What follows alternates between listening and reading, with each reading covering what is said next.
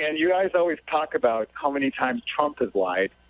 I've calculated that I think with your chyrons, with, I don't know if there's any journalists left at CNN, but I know that, if I were to estimate about 300 different, distortions or misinformation that we get out of CNN, and you have to watch them in the airport, which is harsh.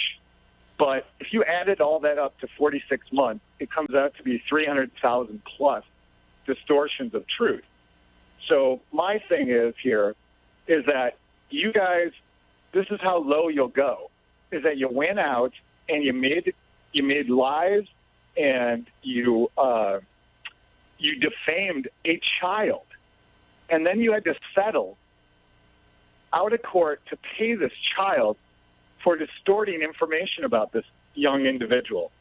So I would say, if anything that's happening at CNN and anybody who buys your book, it's really just one of those things that is dividing our nation. And I don't believe in dividing our nation. It hurts our great nation. And so CNN is really the enemy of the truth. And that's my opinion. Thank you. Brian Stelter. I'm grateful for the call, and I know that you're not the only person that feels this way. There has been a process of radicalization that's happened in this country with media bashing that is absolutely unprecedented. 20, 30 years ago, conservatives talked about media bias, and there were some really valid points to that critique. It is absolutely true that lots of journalists are based in New York and Washington. They're based in big cities. They have liberal leanings.